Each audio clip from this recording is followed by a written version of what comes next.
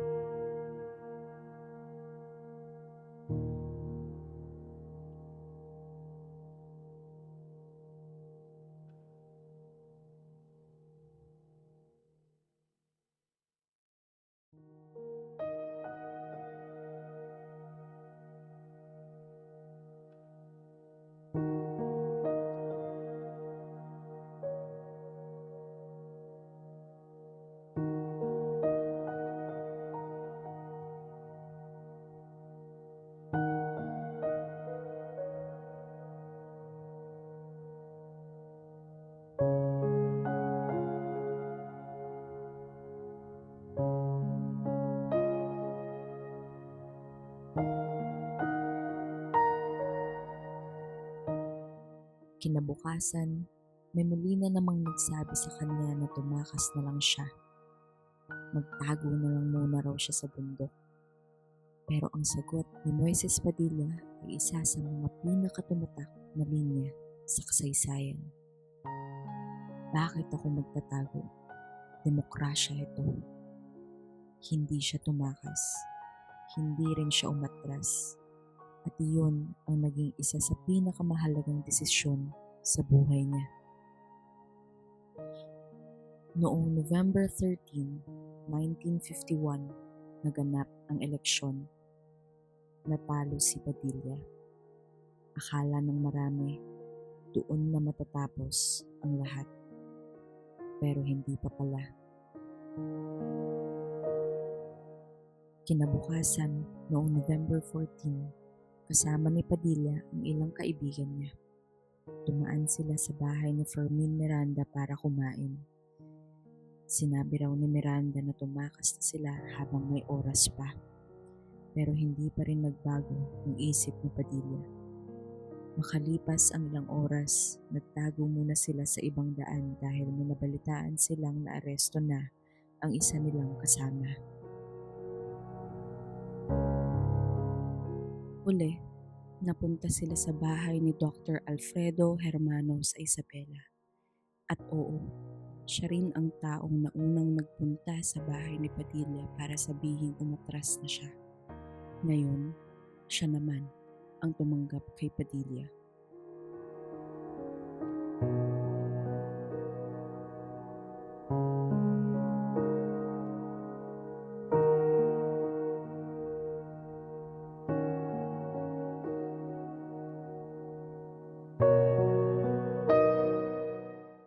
Noong madaling araw ng November 15, 1951, may dumating sa bahay ni Dr. Hermano. Mga pulis at special agents daw ito. Ayon sa mga testimonya, pinangunahan sila ni Tolentino, Camalon, Alipalo at Habonete. At doon, sa bahay na yun, inaresto si Moises Padilla. Walang maayos na warrant, walang malinaw na proseso. Basta na lang siya dinala. Pagkatapos nun, hindi na naging normal ang susunod na mga nangyari. May mga taong nakarinig, may mga taong nakasaksi. At dahil doon, hindi na kayang itago ang nangyari sa kanya.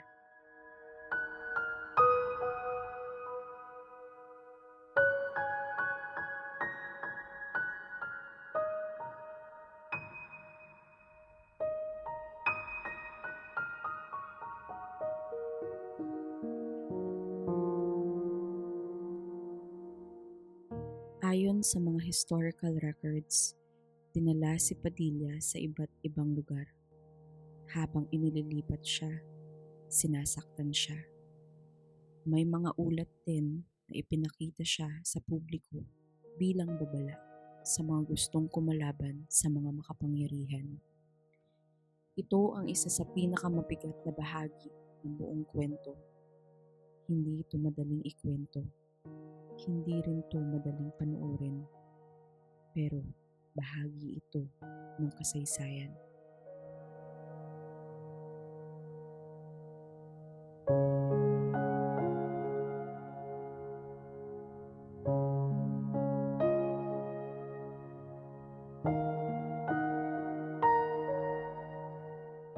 Sa gitna ng lahat ng iyon, nakita pa raw siya ng kanyang ina. At doon, may huli siyang sinabi. Sabihin mo kay Monching. Ang Monching na tinutukoy niya ay si Ramon Magsaysay, na noon ay Secretary of National Defense. Humingi noon si Padilla ng tulong kay Magsaysay dahil sa mga banta sa kanya. Ibig sabihin, may isang tao siyang pinagkatiwalaan hanggang sa huli.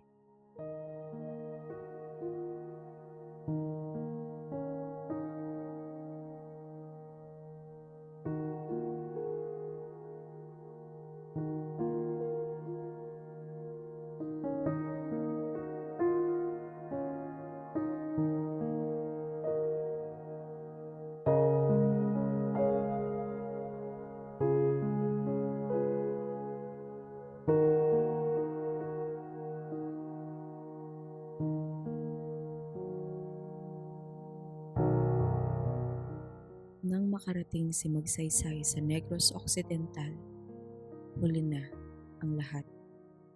Patay na si Moises Padilla. Ayon sa medical legal report, mayroon siyang mahigit 100 tama ng bala at karamihan ay nasa likod. Nang tanungin si Lacson tungkol sa nangyari, ang sabi niya, nabaril siya habang tumatakas. Pero para sa maraming nakakita sa katawan ni Padilla, hindi iyon kapani-paniwala.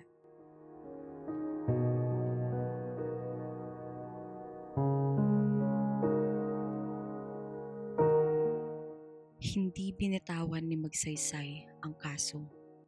Iniutos niyang imbestigahan ito. Dahil doon, naging mas malaking usapin. Hindi na lang ito tungkol sa isang lalaki at isang bayan. Naging pambansang issue na ito. Umabot ang kaso sa korte. Maraming tao ang kinasuhan. Matagal ang paglilitis. At sa gitna ng lahat ng yun, lumitaw ang isang pinakamahalagang tao sa kwento, si Judge Eduardo Enriquez. Kaibigan niya noon si Rafael Lacson, pero nang makita niya ang mga ebidensya, ginawa niya ang sa tingin niya ay tama. Hinatulan niya si Lacson at iba pang kasangkot. Habang binabasa ang desisyon, hindi niya mapigilan ang emosyon niya. Napaluha siya sa harap ng korte. Makalipas ang ilang taon, umabot ang kaso sa Supreme Court. Pinagtibay ng korte ang hatol laban sa karamihan ng mga akusado. At dahil sa kasong ito, naging mahalagang halimbawa ito sa batas ng Pilipinas. Ipinakita nito na kahit na ang mga nasa gobyerno ay pwedeng managot.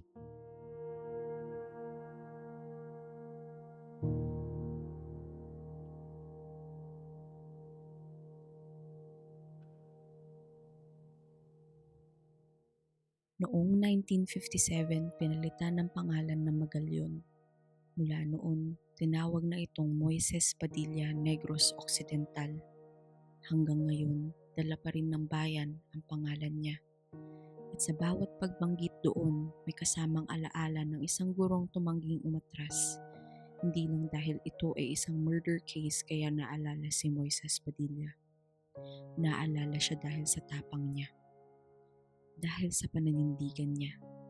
Dahil sa desisyon niyang kumalaban kahit alam niyang delikado.